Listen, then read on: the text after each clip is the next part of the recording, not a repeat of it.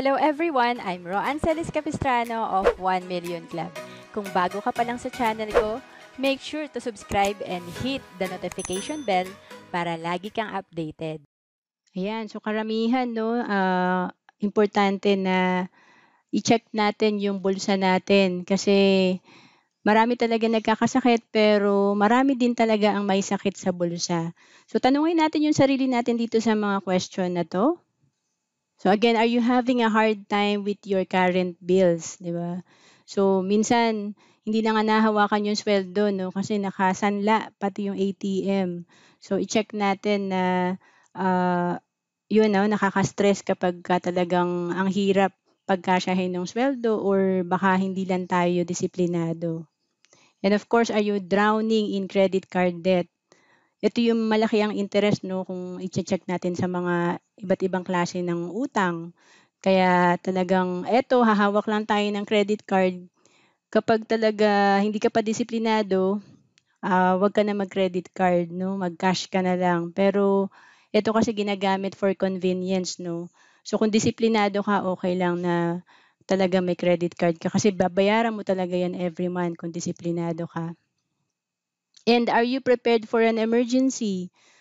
Halimbawa 'no, may nagkasakit sa pamilya, ikaw mismo nagkasakit o kaya naman nawalan ka ng trabaho, 'di ba? So ilang months or ilang years makaka-survive yung family pagka na-cut yung income natin. Kaya naman pag-uusapan natin yung financial check-up. I-check natin 'no, yung status ng ating financial. Kasi ito nung 2012, nag-undergo din ako dito and sabi ko ang dami ko pa palang kulang sa aking bulsa. So 'yan, are you ready 'no? Noong 2020 kasi, pumutok yung bulkan. So affected yung mga nasa Batangas or kalapit na city and then, after that 'no, nagkaroon na rin ng, lockdown. So dahil nga sa pandemic. So naka-ready ba tayo sa mga ganitong crisis? So maraming naapektuhan kasi hindi naka-ready yung ating, bulsa 'no, wala tayong plano. And ito pa yung importante, lahat tayo magre-retire. So ready na ba tayo sa ganito? Kasi kung puwede nga lang ma-educate lahat ng Filipino, first job pa lang nagpe-prepare na para sa retirement. Meron nga dito na na-approve na bill 'no, na yung mga government workers magre-retire na at the age of 56 'no. So halimbawa nag-stop ka magtrabaho at the age of 56, nabuhay ka pa hanggang 70, so madalas 'no, na-outlive natin yung pera. Ibig sabihin, ang haba pa ng time na buhay ka pero ubos na agad yung pera ng 3 years pa lang or baka 1 year nga ubos na.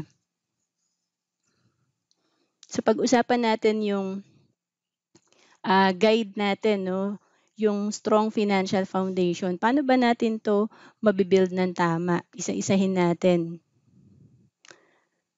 Kaya eto, makakatulong 'to para sa guide natin sa financial planning. Yung tinatawag na isa-isahin natin, i-check up natin yung sitwasyon. So ang pag-build natin ng strong financial foundation, mula baba hanggang pataas. And isa-isahin natin 'to, simulan natin sa bubong. Kasi dati akala ko investment lang 'no? 'Yan. So have you taken steps to secure your financial goals? Unang-una sa investment, tanungin natin yung sarili natin, what investments do you have now? So may investment ba tayo sa mutual fund, sa stock? So madalas ang OFW 'no, nag-i-invest sa real estate. So what are your financial goals? Magkano yung plano natin na retirement fund? 5 million ba? 10 million ba? So medyo nagko-compute na ba tayo, 'di ba? Attainable ba 'to? So 'pag naka-receive tayo ng income, importante hindi napupunta lahat sa gastos, dapat may portion na napupunta sa savings. And yung savings natin, hindi dapat lahat nasa bangko, and hindi din naman dapat lahat nasa investment. So dapat may emergency fund tayo and yung investment naka-diversify, kumbaga maraming kang paglalagyan. Ito yung iba't ibang klase ng investment, may safe, hindi mo puwede ring i-withdraw until maturity. So importante, Kapag wala pa tayong emergency fund, huwag tayong papasok dito sa not withdrawable. Kasi yung iba, pasok ng pasok sa investment, pag nagka-emergency, gustong withdrawin na yung pera, not withdrawable yung ibang plan na pinapasok natin. And then safe, fluctuating, withdrawable. So may ganyan din, no? And high risk, high yield, kagaya ng business, stocks, mutual fund. So dapat naintindihan natin itong mga investment na to. And next is emergency fund. Do you have emergency fund? And how much and where do you keep it? So, ito yung dapat nalaman ng ating mga savings account, ATM, para na, pag nagkaroon ng emergency sa pamilya, meron tayong makukuha. So, ito yung steps in building an emergency fund. Una is set a target number that feels possible. And then make saving a non-negotiable expense. Sige nga, pakitype nga dyan, non-negotiable. Kasi madalas, di ba, hindi natin nabibuild yung emergency fund kasi ang dami nating mga emergency agad eh, di ba? So, ang daming mga nangungutang na hindi naman pala emergency, di ba? Or sale na hindi naman din emergency. Yan. So, kailangan itabi natin to, priority natin ang savings sa emergency fund kasi para sa family natin to. Pangatlo, be real about needs. Kung wala pa talaga tayong savings, maliit pa ang laman ng ATM natin, ng account natin, or ng investment natin, focus muna tayo sa needs. Kasi yung wants, talagang pag sinama mo yan, mauubos talaga yung kinikita mo. And track your goal every week. So, dito talagang magpaplano ka talaga, especially kung meron ka pa mga binabayarang utang or hindi ka pa disiplinado. Kailangan talaga tinatrack mo talaga yung mga expense mo. So, even kami mag-asawa, kahit na disiplinado kami sa pera na, ilang years na kami nag-iipon, 16 years na yata ako nag-iipon, no? So, nililista pa rin namin yung gastos namin araw-araw. Make your money hard to get. Kasi 'di ba kapag nasa bahay lang, 'di ba? Pagka may kailangan na nagutom ka, yung emergency fund mo nagagalaw mo, 'di ba? Or nagkayayaan, lalabas, so nauubos natin agad yung fund natin. So dahil nag-business na kami mag-asawa, ako ang suggestion ko kung gusto mong mag-shift from being an employee to entrepreneur, at least meron kang 1-year emergency fund. Kasi kapag wala kang emergency fund na malaki, babalik ka lang sa employment pag naubos yung pera mo sa business. Next is eliminate debts. Do you have any debts, loans, or mortgages now? So, kailangan ilista po natin yan and how much, how do you pay, and up to when. So, importante, may goal tayo na bayaran to kahit pa isa-isa yan, nababawasan yung stress natin. And alam nyo ba na make sure lang pagka uutang tayo, naintindihan natin yung interest. Kasi for example to, no? Simple computation. Ang babayaran mo na interest, 300 no, sa 15,000 na inutang mo. So that's 2%. So parang maliit lang, 'di ba? Pero fix 'yan, 300 yung binabayaran mo hanggang sa ma-zero out mo yung utang mo. Pero pag i-compute mo talaga 'yan, meron palang option na based sa diminishing na balance, based sa balance yung ating interest, kaya tawag interest na diminishing. So ito 300 nga, pero nababawasan siya kasi habang nakakabayad tayo ng utang, nababawasan din yung principal, no? So hindi lang pala 2% yung binabayaran natin dito, kala natin 2%. Kagaya dito 300 pero ang balance ng utang mo 1,250 na lang. So that's 24%, no? So again, importante na intindihan natin and pwede tayong makipag-negotiate sa mga creditor. So money working against you. Again, ang utang is anay na sumisira sa ating financial house. And then next is protection or life insurance.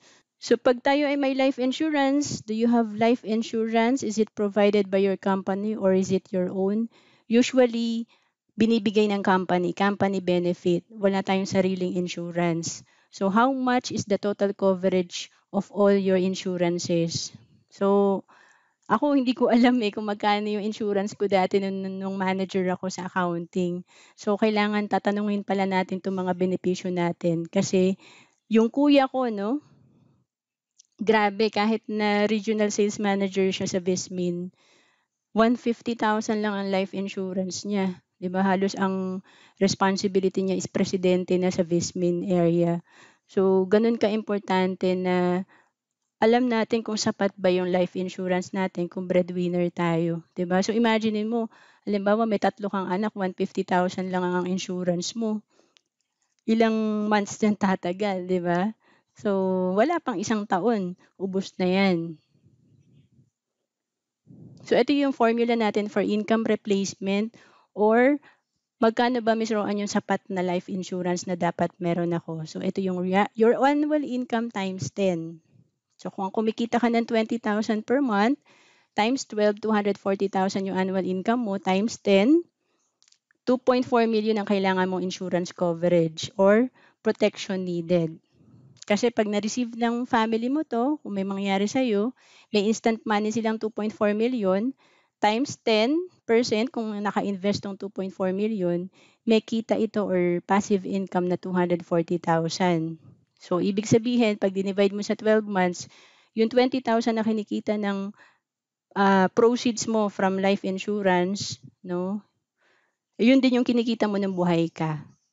So, kaya income replacement. I-type nga natin income replacement. Yun ang purpose ng life insurance. And kami mag-asawa, dahil nga naintindihan ko nung kahit single pa ako na importante yung life insurance kung breadwinner ka talaga, pareho kami may peace of mind kasi maliit pa yung anak namin, di pa kaya talaga magtrabaho niyan. So, pareho kami may life insurance. And kung kukuha tayo ng life insurance, dapat naintindihan din natin, term insurance yung pinakamura. Kasi dati nakuha ko mahal mahal na insurance. Next is healthcare. Tanungin natin yung sarili natin, if you get sick now, do you have medical insurance to cover your expenses? And if you live long naman, do you have long-term healthcare plan to cover your medical expenses when you retire? So, lifetime natin kailangan ng healthcare. Ngayon, kailangan natin ng short-term healthcare. Pag nag-edad 60 plus na tayo, kailangan na natin ng long-term healthcare. At mas kailangan kasi sa older age lalabas yung mga sakit natin. Okay? So, kaya ako, habang ako ay employed, sinabay ko na kumuha ko ng long-term healthcare kasi hindi habang buhay meron tayong benepisyo sa company na short-term healthcare. So, pag nag-resign tayo, pag nag-retire tayo, hindi natin dala tong benepisyo na to. And yung brother ko, namatay siya noong 2019. Before siya namatay, syempre dinala siya sa ospital, sa emergency room. So, umabot ng 200,000 plus yung hospital bill niya. So, buti may healthcare. Kaya, hindi kami nahirapan, no? Or baka kung wala, baka nabaon kami sa utang. 'Di ba? So, may PhilHealth naman ako, Miss Roan. So, okay yan kasi kami din, no? Nagbabayad din kami ng PhilHealth. Malaking tulong yan. Pero tandaan natin, ang PhilHealth kasi hindi sinasagot lahat ng bills natin. Only 15% to 20% discount yung kino-cover niyan sa hospital bill natin. So, importante pa rin, meron talaga tayong HMO na nagagamit or health card. And, of course, ang PhilHealth, may mga listed illnesses lang yan. And, healthcare lang, no? So, wala siyang life insurance and investment. And ito naman yung pinaka-pundasyon ng ating financial foundation, yung increased cash flow. So, do you have a system to track where your money is going? So, depende po sa bagay sa'yo na system, no? Pwede kasing nagsimula kami sa notebook, tinatrack namin yung mga expenses namin. And then, ako din, yung income ko, tinatrack ko din sa notebook ko. And then, hanggang sa naging Google Sheet na, no? Para mas madali nating ma-monitor. Kahit nasa labas tayo, pwede nating ilagay. So, do you know if your cash flow is enough to reach your financial goals? Kasi, may mga goals nga tayo, pero baka naman kulang 'no, yung pumapasok na pera, kailangan natin ng other source of income para mas malaki yung maipon natin. So what do you do in your spare time? And do you spend money or do you earn money? So dati kapag may spare time ako or extra time like pagka-weekend kasi wala akong pasok, so talagang ano lang 'yan, siyempre 'pag sweldo mo, punta ka ng mall, kakain ka, magsho-shopping ka kung sale, 'di ba? Pero kung walang budget na, dahil konti lang naman ang kinikita ng mga empleyado, so nasa bahay ka, nanonood ka lang ng TV. So yung spare time mo, sinasayang mo yung oras mo or yung pera, nagsho-shopping ka lang, 'di ba? So importante pala 'to 'no, nagiging productive tayo sa spare time by earning money. Dapat, pala, kung kulang yung kinikita natin bilang empleyado, meron tayong other source of income. Kaya nung nalaman ko 'to noong 2012, ginawa kong part-time yung pagiging financial educator. Sa umaga, manager ako sa accounting. Pagdating ng 5 PM onwards, tsaka 'pag weekend, ah, nagpa-part-time business ako sa IMG. Ayan, so kaming mag-asawa, hindi namin masyadong, mino-monitor lahat ng mga galaw ng stocks, 'no, lahat ng kita sa investment. Ang focus namin lagi yung pag-increase ng cash flow by doing the business. Kasi pagka kumita ka sa business, talagang makaka-save ka na mas malaki. So tingnan natin yung mga Chinese, bakit ba sila mayaman kahit simple lang silang tignan, 'di ba? Kasi nga focus nila business, kasi ang business magbibigay sa'yo ng income. And of course, disiplina isabay natin, kasi ang hirap din na kumikita ka, nagagastos mo rin lahat, 'di ba? So maraming gano'n, kumikita ka nga ng six-figure income, pero dahil wala kang disiplina, wala din natitira or baka yung iba nabaon pa sa utang. So dalawa 'yan 'no.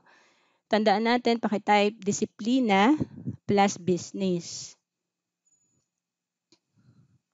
So pwede din kayong mag-IMG, gawin niyo kasi may career dito sa IMG bilang financial educator. So ito yung business na ginagawa namin.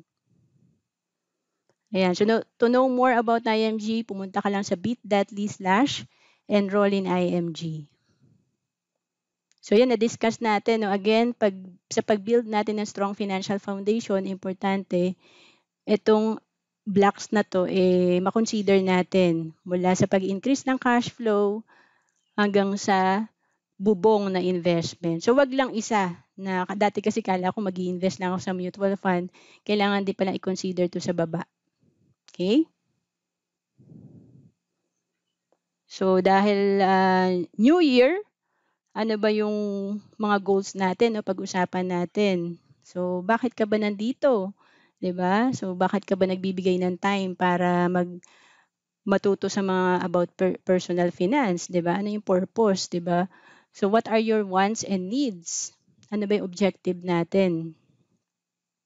So i-review lang natin yung mga sample goal natin, no? Lahat naman gusto natin magka-time sa family, mag-travel with our family, and then provide sa ating mga anak, especially the education.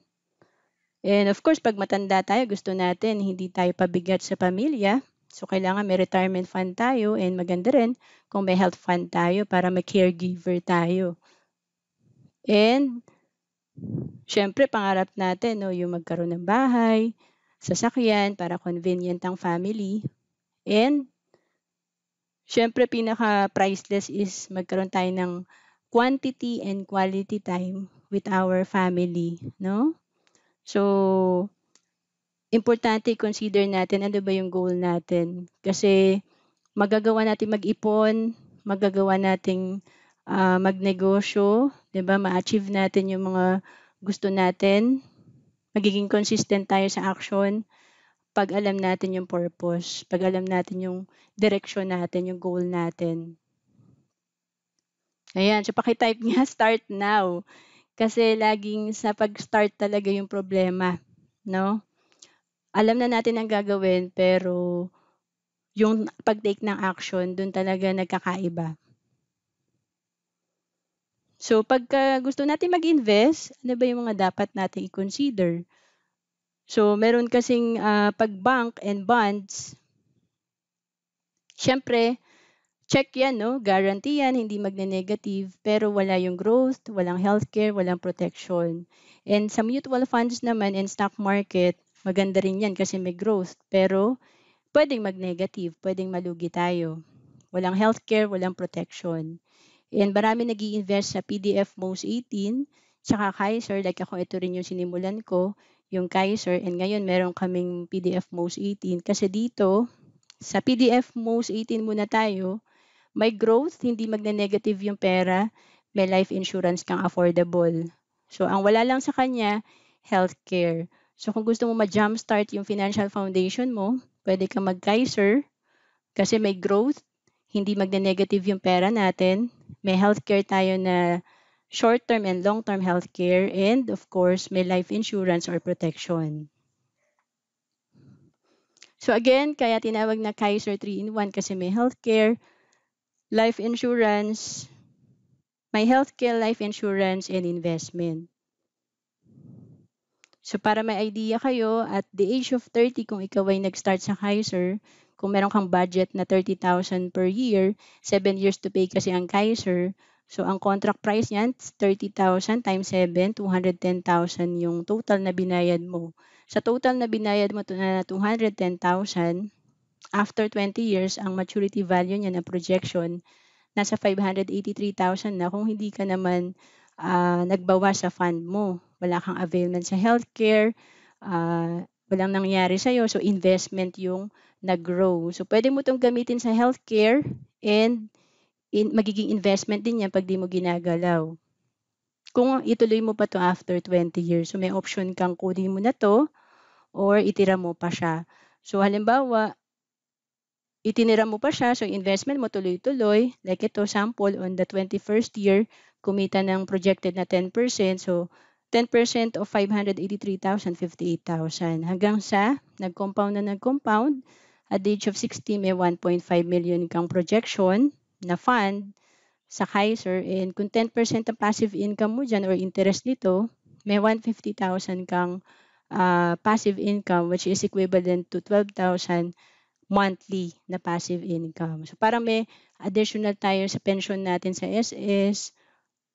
And kung mas mataas, syempre, mas mataas din yung ating projection sa passive income. So again, to know more about Kaiser, punta ka lang sa website na bit.ly/about Kaiser benefits.